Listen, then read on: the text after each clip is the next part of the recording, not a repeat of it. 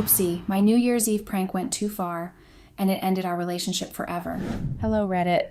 This is my first time posting, and I'm using a throwaway account because I really don't want this tied to my main. Honestly, I'm not even sure why I'm here. Maybe I'm looking for support or clarity, or maybe I just want to get it all off my chest. Whatever the case, here I am, spilling my guts to a bunch of strangers on the internet. So, let me introduce myself. My name is Amelia, and for the sake of anonymity, let's call my ex-boyfriend Tom. Tom and I were together for about 5 years, and it was amazing. Until it wasn't. Now, the thing about me is that I've always been a bit of a prankster.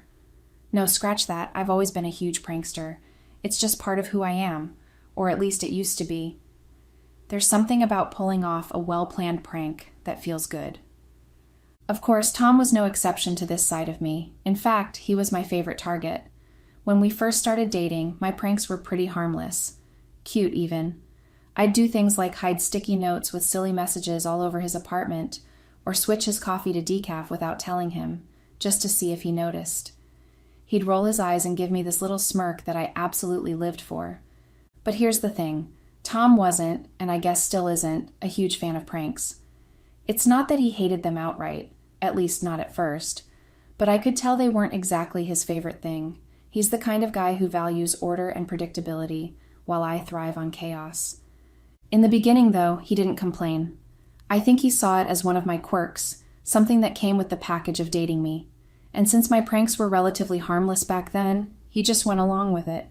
He'd laugh it off, or give me a playful lecture about how I was going to give him a heart attack one day. I thought it was all part of the fun. I thought it was our thing. In hindsight, I think he was just tolerating them because he loved me, not because he genuinely enjoyed being the butt of my jokes. But at the time, I didn't notice that nuance. To me, it was just fun and games, and since he wasn't outright complaining, I thought everything was fine.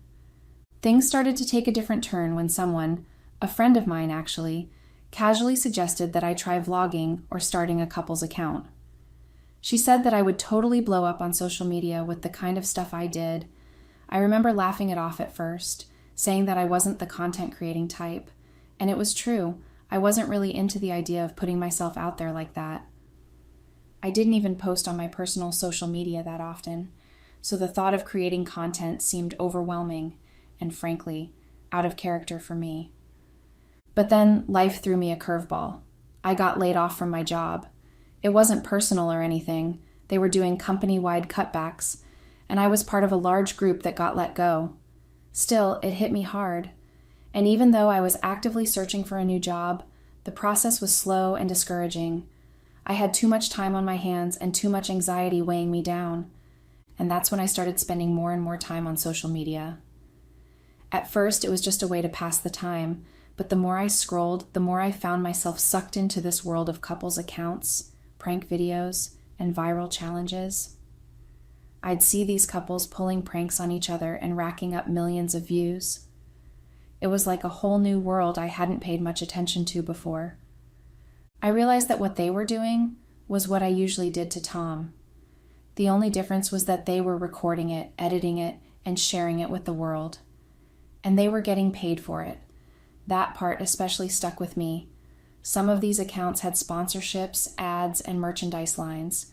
They'd turn their pranks and antics into actual careers. At first, the idea seemed far-fetched. I wasn't a content creator, and I didn't have any experience with editing or building an audience.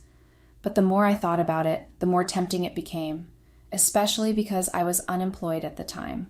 I was already struggling to find a new job, and the thought of going viral and potentially never having to work a regular job again was like a siren song. I started to daydream about it. What if I could make this work? What if our page blew up? I wouldn't have to spend hours tweaking my resume or sitting through awkward interviews. I could be my own boss, doing something I already enjoyed. It seemed like a win-win. It honestly seemed like such a good idea at the time. I mean, what could go wrong, right? I had a knack for pranking. Social media was booming with content like this, and people were making a living off it. It felt like the stars were aligning for me to try something new. One day, while we were sitting on the couch after dinner, I casually brought it up to Tom. I didn't want to overwhelm him or make it seem like I was forcing him into something, so I tried to frame it as a fun idea. He gave me a look, the kind of look that said he wasn't really into the idea, but didn't want to start an argument. He shrugged and told me that he wasn't really into it, but I could do whatever I wanted as long as I kept him out of it. At first, I felt a little deflated. I had hoped he'd be more excited about the idea, maybe even want to join in and make it a team effort. But then I realized he hadn't outright said no. He hadn't told me to stop or discouraged me. In my mind, that was enough to move forward. And with that, I decided to dive in head first. I spent the next few days researching everything I needed to know about starting a content channel. I watched endless tutorials on filming, editing, and building an audience. I scoured the internet for affordable equipment, ring lights, a decent camera, a tripod. I even treated myself to a beginner-friendly video editing software. It was a lot of prep work, but I was determined to make it happen. I figured if I was going to do this, I'd do it right. After setting everything up, I started small with a few harmless videos. Nothing too crazy, just little pranks that I thought would make people laugh but wouldn't push Tom too far. For example, one of my first videos was a classic fake spider in the bathroom prank. I filmed myself carefully placing a rubber spider on the toilet seat, then waited with my phone in hand as Tom went in. His reaction was priceless. He jumped back, let out a startled, "What the hell?" and then laughed when he realized it wasn't real. It was perfect, short, funny, and harmless. I edited the clip, added some background music, and uploaded it to my new account. I didn't expect much, but to my surprise, it actually got a decent number of views. A few people even commented. That little bit of feedback was all the encouragement I needed. I felt like I was onto something. The next prank was a simple, switching sugar for salt in his coffee video. Again, harmless, but funny. Tom gave me his usual annoyed but amused reaction, and I made sure to cut the video before he could say anything too grumpy. At first, it was exciting, like genuinely amazing. I loved it. I mean, here I was creating content, putting myself out there, and getting attention for something I enjoyed doing. It felt good, really good. And honestly, I started to think that maybe this could actually work. Like maybe I could turn this little side thing into something big. I mean, why not? People did it all the time, right? They started small, worked their way up, and then, boom, they were influencers. I was convinced I could do it too. So I kept at it. I kept recording pranks, editing videos, and posting them. At first, I was thrilled with the response. I got a few comments here and there, a couple of likes, and what I considered a decent number of views. But then, I started wanting more. Because, let's be real, a decent number of views wasn't going to cut it if I wanted to go viral. And that's what I really wanted. I wanted those millions of views, the flood of comments, the subscribers pouring in. I wanted the kind of success that would make me a full-time content creator, the kind where I wouldn't have to stress about finding a new job or paying bills. I wanted to achieve the daydreams I'd started building in my head about this whole thing. And that's when it hit me. If I wanted more attention, I needed to do more. The harmless little pranks I had been doing were cute, sure, but they weren't the kind of thing people were going to talk about or share with their friends. They weren't viral material. So I started slowly upping the pranks. Nothing crazy at first, just little things to get a bigger reaction out of Tom. Like I did one where I pretended to lose his keys. He laughed a bit, but I could tell he was starting to get mildly annoyed. Still, I didn't think much of it because, well, it was all in good fun, right? But even with those slightly bigger pranks, I wasn't seeing the numbers I wanted. The views were still decent, but that was it. Decent wasn't enough anymore. I wanted those big viral numbers, the kind that would make my videos blow up overnight. And that's when I decided to push things a little further. I started planning pranks that were more elaborate and honestly a little riskier. Like I did one where I pretended the Wi-Fi was out for an entire day, knowing full well how much Tom relies on it for work. He was frustrated, but when I told him it was a prank, he just shook his head and walked away. Another time, I set up a fake accident where I spilled juice all over his favorite shirt. He was annoyed, but again, I thought it was harmless. Looking back, I probably should have noticed the signs. Tom's reactions were becoming less amused and more tired. But at the time, I didn't see it, or maybe I just didn't want to see it. I was so caught up in chasing this idea of success that I ignored the little cracks that were starting to form. Because here's the thing about trying to go viral. It's addicting. Once you start thinking about it, it's hard to stop. You get this tunnel vision where all you can focus on is, how do I make this bigger? How do I make this better? How do I get more people to watch? And that's exactly where I was. I did a couple more elaborate and honestly much riskier pranks. One that really stands out and makes me cringe the most in hindsight was when I called Tom during an important business meeting to tell him the house had burned down. I even went as far as sending him a fake photo of a burnt-out house that I found online.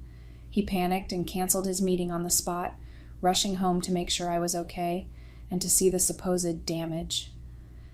Of course, when he got home and saw everything was fine, he was furious. And rightfully so. I mean, who does that?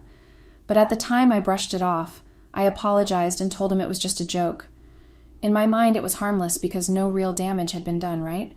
He just looked at me, shook his head, and muttered something about how I needed to stop. I didn't listen, though. Even with all those elaborate pranks, though, the views were still just decent. They weren't bad, but they also weren't anywhere near the viral sensation I was hoping for. My videos were getting a few thousand views here and there, but nothing that would make me an internet star or turn me into a full-time content creator. And that's when I knew I had to push things further. Yes, I know now that it was stupid, so stupid, but at the time I kept telling myself just one big hit, one viral video, and this will all be worth it. Then New Year's Eve rolled around. I first got the idea from TikTok. I was scrolling through my feed and came across this couple who had done a prank. It wasn't exactly like what I ended up doing, but it sparked something in my head. In their video, they had set up this elaborate scheme to make one of them think they'd won the lottery, only to reveal it was fake. The reactions were over the top, and the video had gone insanely viral. Millions of views, thousands of comments. It was everything I wanted for myself. And that's when inspiration struck. I thought, if they can do it, why can't I? I didn't want to copy their prank exactly. I wanted to do something even bigger, something that would get people talking and sharing like crazy. After all, it was New Year's Eve. What better time to pull off a grand prank and start the year with a bang? I spent hours planning it, thinking about how I could make it work. I wanted it to be shocking, unforgettable, and most importantly, something that would make people laugh. Or at least, that's what I told myself. Deep down, though, I think I just wanted the attention. I wanted the likes, the shares, the comments. I wanted to go viral, no matter what it took. I decided I was going to plan a cheating prank. Yeah, I know, the dumbest idea ever, but at the time I thought it was genius. My goal was to make it as believable as possible, something so shocking and over the top that it would have everyone talking. I roped in a friend of mine to help. Let's call him Jake. Jake was super skeptical from the start. He kept saying, "Are you sure about this? This seems like it could go really wrong." Honestly, that should have been my red flag. If Jake, who is usually the chill, go-with-the-flow type, was uncomfortable with it, I should have stopped right there. But no, I didn't listen. I kept pushing him, saying it was all in good fun and that it would make for an amazing video. Eventually, after a lot of convincing, he reluctantly agreed. The plan was simple, or so I thought. My boyfriend Tom was coming back from a 3-day business trip that evening. I knew roughly what time he'd get home, assuming his flight wasn't delayed, so we planned everything around that. Jake came over that evening, and we set everything up. I made sure the camera was hidden and positioned to capture the perfect angle. Then, we staged the scene. We got into bed, stripped down, not completely, just enough to sell the illusion, and got under the sheets. The idea was to make it look like Tom was walking in on us in the middle of, well, you know. We waited until I heard his car pull into the driveway. I was so focused on how this was going to look on camera, how people were going to react when they saw the video. I didn't stop to think about what Tom's actual reaction might be. The second he walked through the door, Jake and I started making noises. Loud, exaggerated, ridiculous noises. I thought it was hilarious. Tom didn't. He came upstairs clearly hearing the sounds and burst into the bedroom. The look on his face when he saw us under the sheets, it wasn't confusion or even anger at first. It was pain, genuine, heart-wrenching pain. But that pain quickly turned into fury. Tom tore the sheets off us, and before I could even say a word, he was screaming. I burst out laughing because to me it was a joke, a prank. I kept saying, "It's a prank. Babe, it's just a prank." But he wasn't laughing, not even close. Jake, meanwhile, looked like he wanted to disappear. He kept mumbling, "It's a prank, man. It's not real." But Tom wasn't listening. Tom turned his attention back to me and told me to get out. He said he was done and couldn't take any more. He said he wanted me out of his house. Now. I froze. This wasn't how it was supposed to go. It was supposed to be funny. We were supposed to laugh about it afterward, maybe even get into a fake argument for the camera before I revealed the prank. This wasn't part of the plan. I tried to calm him down, to explain that it was all fake, but he wasn't having any of it. He said he didn't care, that it wasn't funny, that I was toxic and he wanted me gone. Jake, clearly uncomfortable and feeling like a third wheel in what had become a very real fight, mumbled an awkward apology and left. I didn't even stop him. I was too shocked to do anything but stand there, staring at Tom as he paced back and forth. We argued for what felt like hours. It wasn't even a back and forth kind of argument. He was firm and kept repeating the same thing over and over. I needed to leave. He didn't want me there. The more he said it, the more it sank in that he was serious, that this wasn't just an outburst he'd calm down from. Eventually, I gave up. I packed a bag while crying like crazy, my hands shaking as I shoved clothes and random items into it. I couldn't believe it was happening. He called an Uber for me, which somehow made it even worse. It felt cold, like he couldn't even bear to drive me himself. I cried the entire ride to my parents' house. The driver didn't say anything, just glanced at me in the rearview mirror a couple of times with that awkward sympathy people give you when they don't know what to say. When I got to my parents' house, I was a mess. My face was red and blotchy, tears still falling as I dragged my bag up the driveway. They were immediately alarmed when they opened the door. Seeing their daughter show up unannounced, crying and carrying a bag, was obviously a huge shock. They brought me inside, sat me down, and tried to calm me down enough to explain what was going on. Once I could finally speak, I told them everything, about the prank, about how Tom had kicked me out, about how everything had gone horribly wrong. Their reaction was not what I wanted. They were angry, not at Tom, but at me. Disappointed would be putting it lightly. They asked me what I had expected to happen. Did I really think that kind of prank would end well? Did I think humiliating someone I loved, someone I'd been with for years, was going to be funny? They didn't hold back, and honestly, they were right. The disappointment didn't stop there. Word of what happened spread fast, too fast. Some of my friends found out, either from Tom or through the grapevine, and they didn't hesitate to let me know how they felt about it. Text after text came in, all saying the same thing. I was wrong. I'd crossed a line. Even Jake, who had been part of the prank, messaged me. He told me how uncomfortable the whole thing had been for him and said he didn't think I should post it at all. That was the breaking point for me. Like, excuse me? After everything I'd gone through, after my relationship imploded, after I humiliated myself, you're telling me not to post it? What was the point then? Why had I put myself through all this if I wasn't even going to get the content out of it? I suggested blurring his face, trying to find some middle ground, but deep down, I knew I couldn't post it. Too many people knew. Tom had already told me to delete every single video of him from my page. He didn't just want the prank video gone. He wanted everything. I cried and begged him to reconsider. I tried every angle, apologies, interventions, mutual friends, but he was done. He wouldn't budge. He made it clear that our relationship was over. A few days later, he had me come by to pack the rest of my stuff from his house. That was it. 5 years together, and it ended just like that. He didn't even leave room for a conversation. He cut me off completely, like flipping a switch. Blocked me on everything, no explanations, no closure. If that wasn't bad enough, my social media account got banned shortly after. The account I had poured all my time, effort, and energy into, gone. Just like that. I suspect someone reported it, maybe one of my ex-friends or even Tom. I don't know for sure, but the way it happened was so sudden and unexpected.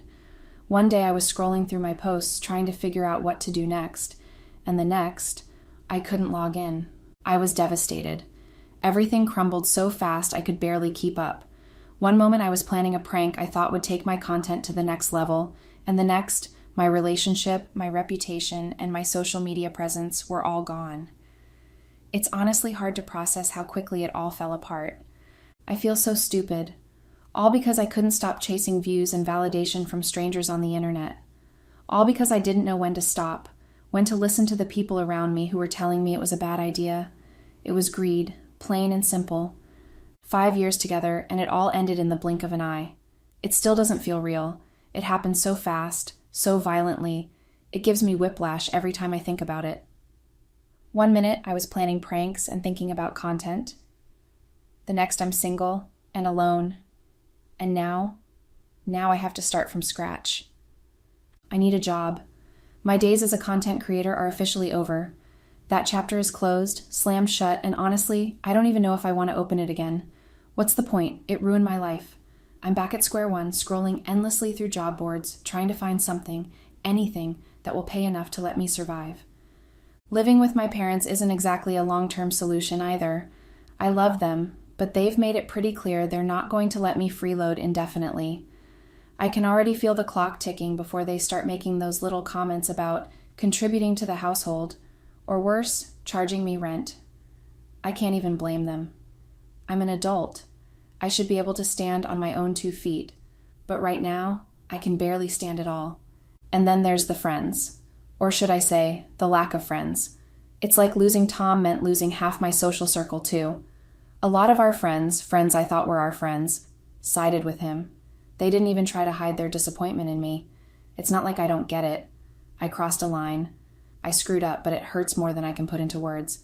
I feel like an outcast in my own life. I can't even hang out with the few friends who haven't completely cut me off because they're all still connected to him. It would be awkward. Hell, they probably think I'm the villain in this whole situation, and maybe they're right. So I'm stuck at home most days, with nothing to do but scroll the internet looking for jobs, or just sit in bed staring at the ceiling. Some days I can't even muster the energy to get up.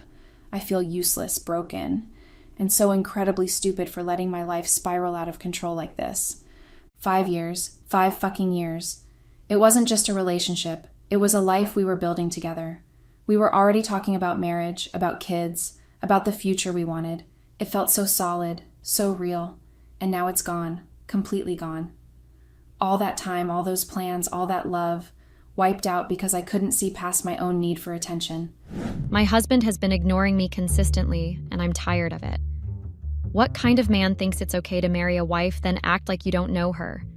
He doesn't give me attention at all, and it's honestly making me very angry. I'm tired of fighting for my husband's attention and trying to make him finally pay attention to me.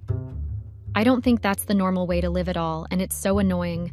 I practically ran here to Reddit today because I'm tired of acting like a pick-me-up girl with my own husband. I thought marriages were supposed to take the effort of both partners. Why am I the one putting in 90% effort while my husband just lays back and ignores me? I literally fight for his attention every single day. It's hard living that kind of life, and it's the most mentally draining thing ever. I'm slowly making up my mind to do something that's going to have consequences. He's pushing me, and I know that when I make that decision, none of us will ever recover from it. My name is Tiana, and I'm a 29-year-old woman from Washington, D.C. I've been married to my husband Spencer for the past 1 year and a half. He's 30 years old, and I thought he was the best thing that happened to me for a very long time. Spencer and I dated for 2 years before we got married to each other. We met at the fundraiser for an event, and that was how we just started off as friends. I liked his personality a lot, and I liked the fact that he was a very jovial person.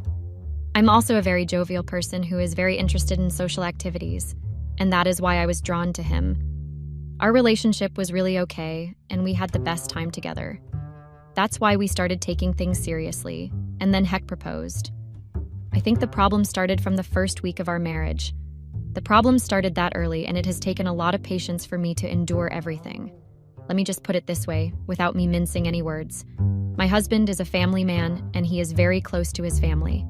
Normally, that is not supposed to be a problem, but in my situation, it is a very big problem. I don't think marrying a family man is really the best decision I made, and I am still regretting it to this day. I get that he was close to his family before he met me, and it is supposed to be that way, but there are certain boundaries you have to draw once you get married. You don't just suddenly decide to get married and then you make your wife feel like she has to scramble and fight for your attention. It's not a competition, and even though it was, your wife is not supposed to be involved in any competition for your attention at all. I'm honestly sick and tired of the unnecessary jabs his family throws at me just because they feel like he is closer to them than me. I get that they were with him for years before he met me, but hold on. Isn't the wife supposed to be the first priority of her husband in the marriage? I don't get why that should ever be a question, or why his family members should come to our house and stay over for weeks. I am not even exaggerating when I say that they come to our house and stay over for as long as they want. My husband owns a very big house, and he lived in the house even before he met him. There are many rooms, and I can even tell that the house was initially supposed to be a family house. I don't know why a single man would have that many rooms. When I asked him, he just told me that he made the house big enough so that his family members can come and sleep over anytime. At first, I didn't see it as a big deal because I thought it was normal for family members to come visit once in a while. But that is it. Family members are only to come and visit once in a while. I don't get why they are coming to visit literally every 2 months and then they stay for almost a month. You guys need to see how I am typing on this keyboard with a lot of anger. I am practically fuming and pressing the keys furiously, because it just doesn't make sense that my husband would let his sisters stay at our own house for almost 1 month. I mean, if they just stayed and didn't cause any trouble, I would not have a problem with it, but oh no. Have I told you guys about his sisters? They act like they are coming to seek their boyfriend, and they have every right to litter the house. There was even a time when one of his sisters brought her boyfriend to come visit. They have no respect for me, and they have no regard. I come from a very respectful family, and in our family it is very important that boundaries are drawn. My parents even feel bad to stay the night when they visit. I beg them to come over sometimes, but they want to respect boundaries. I'm not trying to say he should not be close to his family members, but please, let the boundaries and lines stay drawn. I don't get why his sisters act like they are the ones married to my own husband. Let me also talk about how my husband completely ignores me when they are around. It's not like I'm exaggerating or saying he doesn't speak to me. He speaks to me, but the problem is that he doesn't act like we're a normal couple in front of his family. When they are gone, I get back his full attention, but he barely acknowledges me in front of them. I can't make jokes or even miss my husband in our own home, as far as his siblings are watching, or his mother is in the living room. They smile and act like they like me in his presence, but when he's not around, it's a different story. I've had to endure all these for 1.5 years, and I'm tired. He's not home as much as I am, so he doesn't understand anything I'm going through. I also have my work, but when they are around, I find it hard to go to work and leave my house to them. They touch everything they see. And I've tried talking to my husband about it, but it seems like me bringing up the topic just annoys him. He brushed it off, then asked me a very stupid question like, "Don't you like my family?" A yes or no question. What am I supposed to say? No? It's almost like he's suppressing me. So that's why I've decided to take a step back and continuously think of what I'm going to do. I have decided to share my story on Reddit and get proper advice because I've seen how other people come here to ask for advice. I'm not ready to just sit back and let him and his family trample over me. I met a man, and I want him to act like my husband. If he's not ready to do that, then I might look elsewhere. I don't care what he says or thinks, but it's not right to isolate your wife no matter the excuse you think you have for doing that. Update. I cheated on my husband. I did it, and I know you all warned me, but guess what? It's been a lot of red flags from Spencer. I am currently on a trip right now, and you guys would not believe what is going on now. I decided to have some time alone with my husband so I could truly, fully decide where he stands and what he is actually up to. When I made my last update, many of you stated that I was being too fast in my judgment and thinking too fast. Some people also said that they fully supported whatever I had to do because they could relate to my situation one way or another. To be sincere, I'm still glad that many people decided to read my story and give their various opinions. I never expected Spencer to turn out this way at all. He's almost acting like someone entirely different. I don't want to be married to someone I don't know and someone who is playing hard to get. Most people are trying to make this about me and act like I am the one being difficult. I got a lot of people asking me if I don't have any conscience for even thinking about cheating on my husband. I don't think those people understand that it is always the person who wears the shoe that goes through the problems.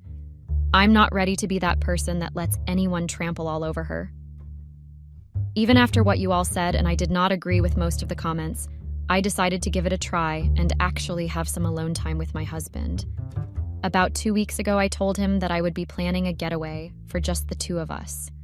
I told him 1 week ahead of time so he would have enough time to plan whatever he wanted to do. Spencer agreed, and he told me that he would have enough time to go on the trip with me. It was the first time since many years after our marriage that we got time together. I didn't actually expect him to say yes at first, so when he said yes, I made a lot of plans to make sure that everything was perfect. I was actually daydreaming and thinking that I was finally going to get my husband back. And now that I think about it, I think it was very weird that I as a woman would need to be happy just because I would have a little bit of time with my husband. It's supposed to be a normal thing, and there's no need for me to be so excited. But the situation is different, and I am literally sharing my husband with the whole of his family, so it is quite difficult to get his attention.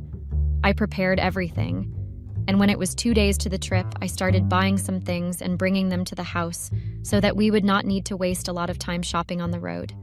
During one of my shopping sprees, one of Spencer's sisters who was at the house noticed that I had been buying stuff and keeping it in our room.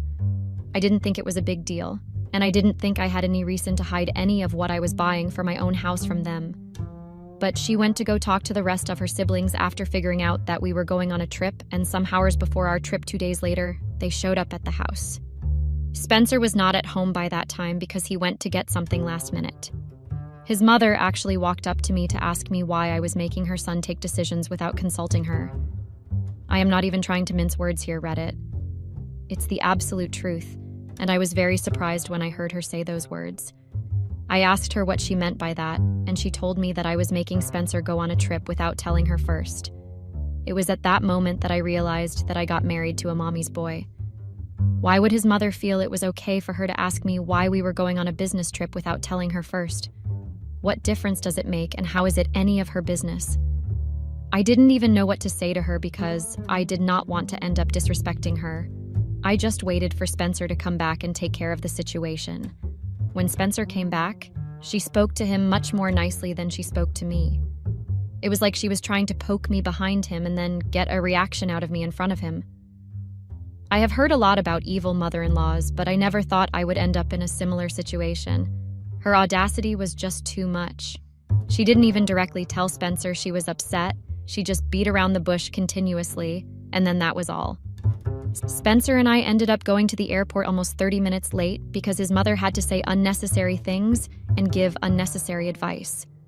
I didn't let her negative energy stop me from trying to put effort into the trip. I tried my best to keep a positive attitude and not soil the mood because of his mother. Spencer was like a different man after we got to the hotel. He was back to acting like the man I used to know.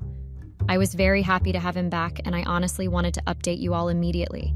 I wanted to let Reddit know that their advice worked, and he was finally talking to me again. I was like a girl in a toy shop. I don't really know how the story goes, so let's leave it that way, lol. During the trip, we went to several places and did a lot of fun things. We're still at the hotel, and we're only to leave in 1 week's time. Everything started out great, to be honest, and I had nothing to fault. It felt like a breath of fresh air to be away from Spencer's family for that long. Because I wanted to save marriage and have a clean conscience, I decided to have another conversation with Spencer. Listen, my husband is great when he is not around his family. He's the definition of sweet, and he's the husband I knew before getting married. But once he's in front of his family, he tries to put on this hard demeanor. I wanted to speak to him about that because it makes no sense for a man to do that to his wife. I get that some men want to make their family believe that they have a mind of their own and don't always listen to their wives. It's a normal thing among men, and I know this because I've heard many stories about it and have even seen some evidence before. I decided to have a conversation with Spencer, and I planned on clearing up everything. I told him about my displeasure with his family coming over almost every day. Spencer was really shocked when I said that, and he did not even try to hide his displeasure. I couldn't understand why he had to pick up a fight with me, just because I was not happy with his family. I didn't even try to sugarcoat anything, and I told him that his sisters were getting on my nerves. I don't know if it was his male ego trying to take over or just his love for his family, but he was not even ready to listen to me. He kept putting words in my mouth and trying to make it seem like I was the one being difficult. Just like he always did, he tried to use those yes or no questions to discourage me. But I was not ready to be discouraged, and I made sure that I did not stutter when I told him that I did not plan on sharing him with his family. It was a very complicated conversation, and I even began to regret taking up the conversation in the first place. At some point, I got up and tried to walk out, and that was when Spencer asked me to just sit and listen to me. He began to say things like he was sorry for inconveniencing me, and that he was just a man who was very close to his family. So I tried to make him understand that I did not have a problem with him being close to his family, and that I just had a problem with his family, trying their best to come in between me and him. I don't know why he finds it hard to understand such simple things, and why he always tries to guilt trip me and make me feel like I was bringing up unnecessary problems. It was almost like every single time I brought up a conversation, the same pattern always happened, and we ended up going nowhere in the conversation. I never realized that I would have to choose my words before speaking to my own husband. Even though the memory of everything that happened sickens me and makes me very angry, I'm just super happy that I made sure I left no stone unturned and tried my best. At least I would have enough evidence to show to anyone that dared and tried to judge me. When Spencer noticed that I was very angry and did not really want to continue the conversation, he decided to try his best and calm me down by making up excuses. He asked me to tell him exactly what his family did that continued to piss me up. I did not blame him for asking me that because I was very well aware that his family never showed their other side in his presence.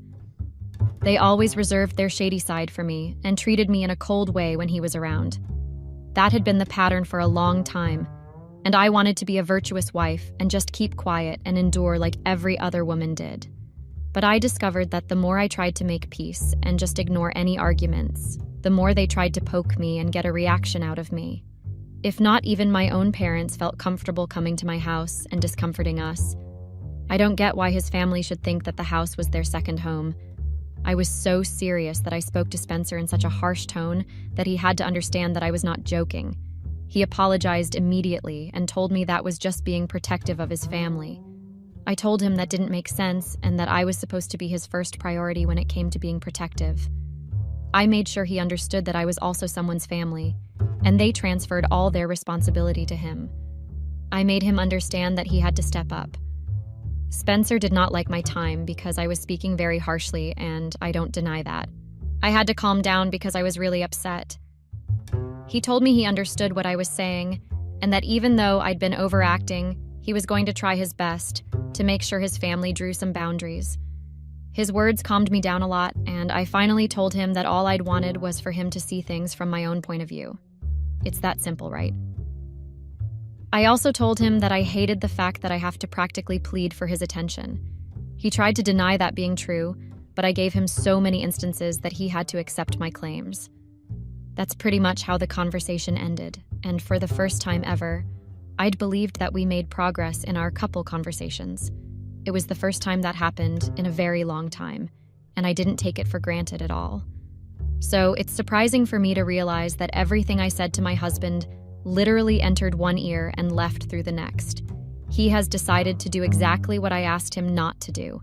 I've tried my best, and at this point I'm honestly done. I no longer have a conscience because it's outrageous at this point. No one has a right to blame me at all. What kind of situation have I found myself in? I came on this trip and planned it because I needed time together with Spencer. But right now, it seems like Spencer is not interested in having the same time alone with me. If you all are wondering why I'm being this angry, I'll be more than glad to let you all know the messed up things Spencer did recently that just drove me over the edge. We went to the beach together, and I put on my brand new bikini. That was just barely 2 days after we had the very important conversation. I thought I'd spoken some sense into Spencer, and he was going to listen to me and try to do his best in our marriage.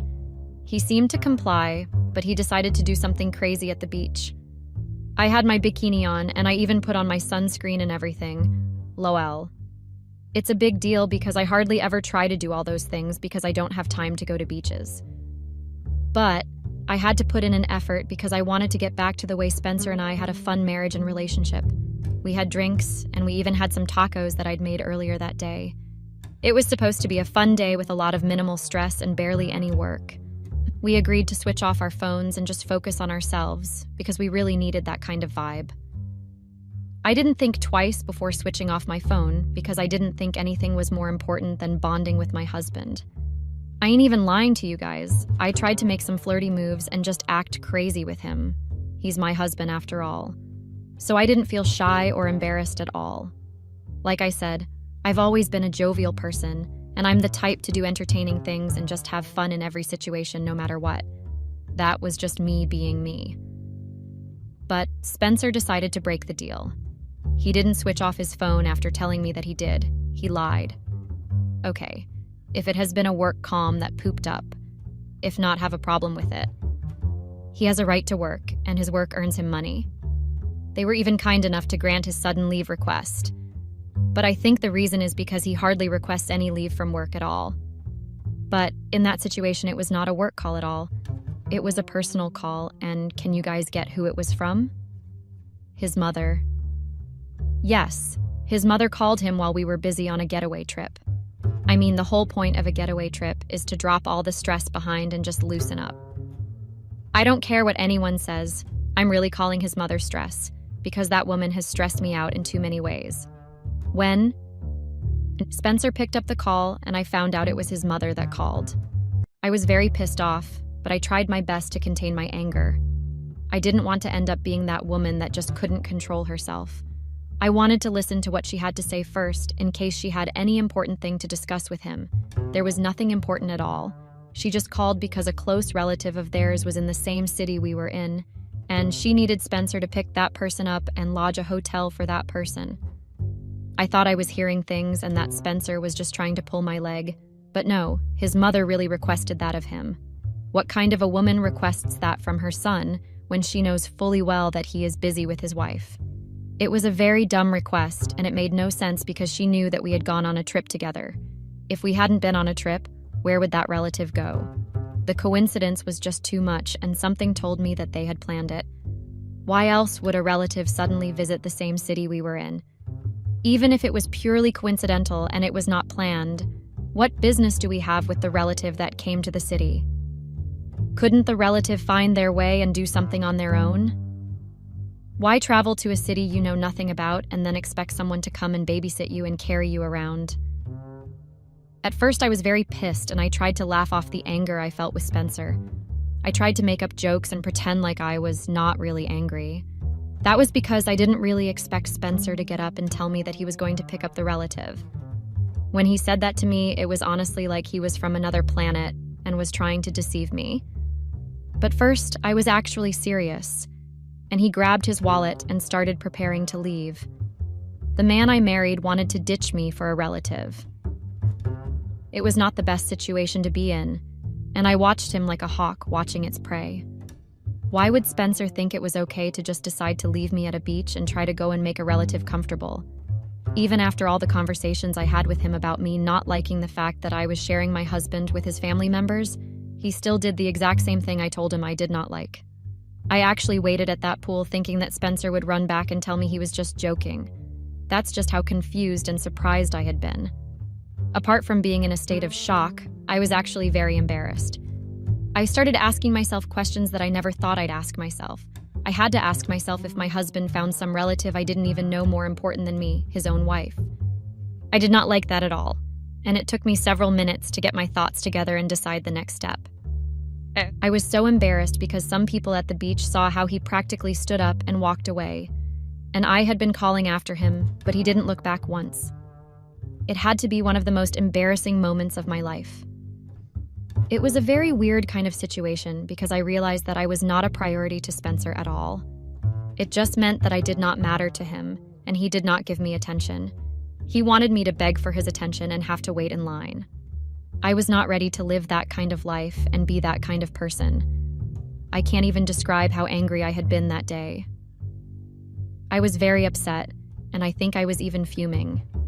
I did not bother parking the drinks and food we got. I just grabbed my purse and stormed out of the beach. Even though I knew people were looking at me because of the way I was grumbling, I did not care to look back because I knew that it was not going to get me anywhere. I went back to the hotel room and waited for Spencer for over 3 hours, yet he did not come out. I got tired of waiting, and I was also very angry. I got dressed and left the hotel room that same night. I didn't know exactly what I wanted to do, but I knew that I wanted to make sure I upsetted Spencer in a very harsh way.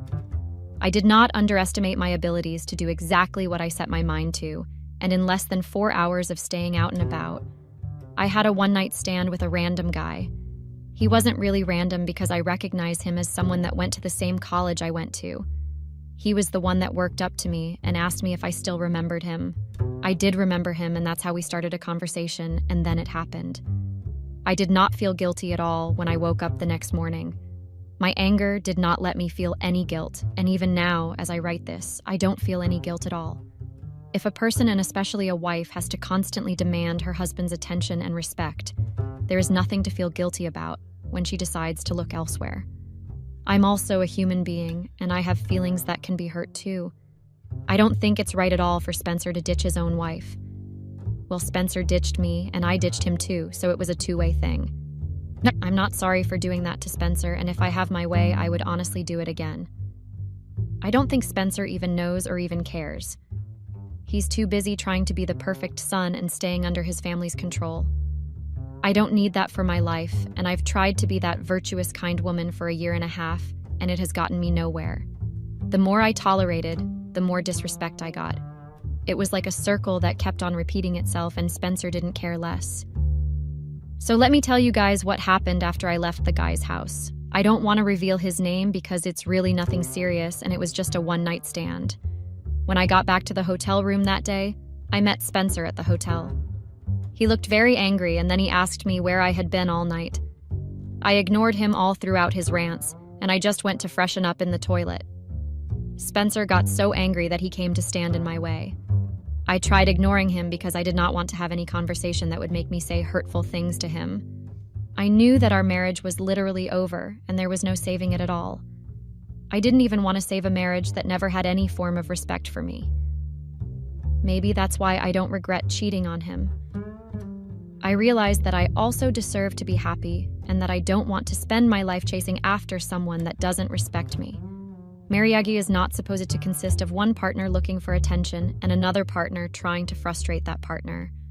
Spencer did not let me rest, and he made sure that we had an argument. I tried my best to avoid the argument, but since he made sure that I had no space to think, I engaged in a very heated argument with him. I made him understand that he was very stupid if he thought it was okay for him to just leave me at the beach and then go wherever he wanted to. Our arguments mainly consisted of back and forth, and then he tried to accuse me of being reckless because I decided to leave the hotel without letting him know. Imagine a man that was not even at the hotel before I left, accusing me of being reckless. I said too many things to him that I am really happy that I finally said my mind. I also told him that I cheated on him because I am not sorry, and I do not want to hide it. I knew that the marriage was over, and I was not even interested in saving it in the first place. At first, Spencer did not believe it, and he thought that I was just lying and trying to play a prank on him, because I was still very angry he left me at the beach. I did not care whether he thought it was true or not. I did not laugh at his jokes, and I told him that I was very serious. When Spencer realized that I was not joking, he punched the wall, then left the hotel. It's been over 24 hours and Spencer has not come back. I've used the opportunity to update you guys, and I will give the last update when I get back to Washington, D.C. I have an early flight and I have to get to bed now. I have also moved to another hotel room and locked the door because I do not trust that Spencer would not try anything with me. I have packed my things and I'll be ready to go tomorrow.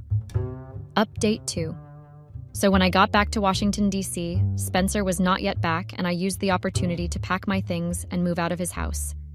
His family was around because they had been staying at the house even while we were on the trip. They did not seem surprised to see me packing my things, and I imagined that they already knew what happened. Or it was either that they were happy to see me go. Either way, I didn't care, and I just packed my things. Before I left, I told them they could now have Spencer to themselves, and I asked them if they were happy that he was single.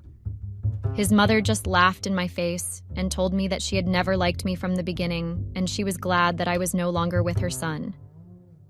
I told her I was glad too, and I needed to throw a celebration for escaping a mommy's boy.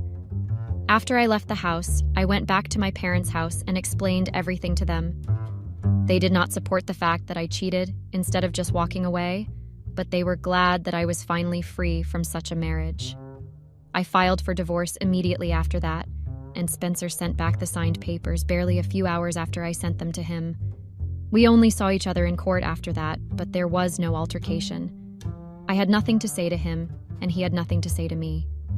Our divorce was finalized 3.5 months ago, and I've gone back to my normal way of life. It's much better now, and I'm back to my jovial self. I'm not sorry for cheating on Spencer because that was my own way of paying him back for the way he treated me. I don't deserve to be desperate for my husband's attention, and I am finally glad that I got out of that marriage. If time turned back again, and I was left in the same position where I had to cheat on Spencer, I would do it in a heartbeat, just like he ditched me at the beach in the heartbeat. I'm super grateful to everyone that has always been and shared their thoughts. I don't think anyone would ever truly understand how hard this would have been without having people to talk to. Thank you so much for listening to me. Goodbye, you all.